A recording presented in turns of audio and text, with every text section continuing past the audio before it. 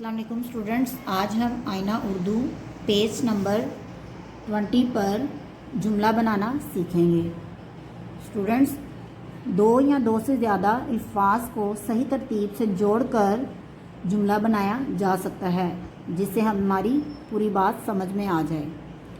चलें स्टार्ट करते हैं रीडिंग।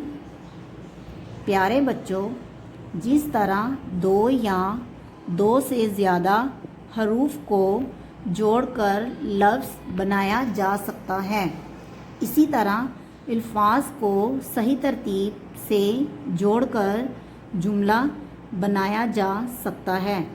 हम आम तौर पर बातचीत जुमलों ही में करते हैं, लेकिन शर्त ये है कि जुमले में इस्तेमाल होने वाले अल्फाज की तरतीब दुरुस्त हो। अगर ये तरतीब दुरुस्त नहीं होगी तो जुमला नहीं बन पाएगा और हमारी बात किसी की समझ में नहीं आएगी।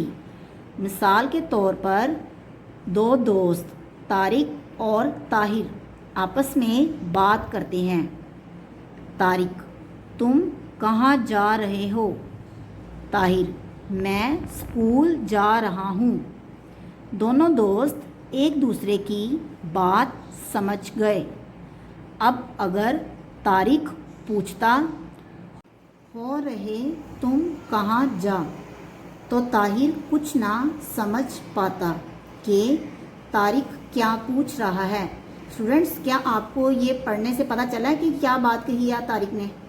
जी नहीं। इसलिए जुमला बनाने की खातिर लफ्ज़ों को दुरुस्त तरतीब से जोड़ना बहुत ज़रूरी है।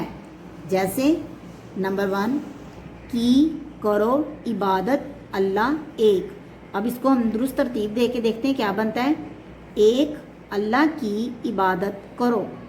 नंबर 2, हैं फ़र्ज़ नमाज़ें 5, तो इसकी दुरुस्त तरतीब है 5 नमाज़ें फ़र्ज़ हैं। नंबर 3, का मानो बाप कहा माँ, माँ बाप का कहा मानो। नंबर 4, करो इज़्ज़त की बड़ों, बड़ों की इज़्ज़त करो। नंबर 5, फ़र्ज़ करना है हासिल इल्म, इल्म हासिल करना फ़र्ज़ है।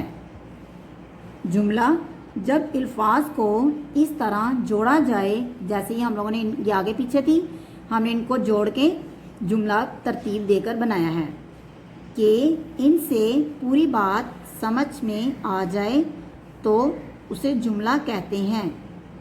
आज के लिए इतना ही। अल्लाह हाफिज़।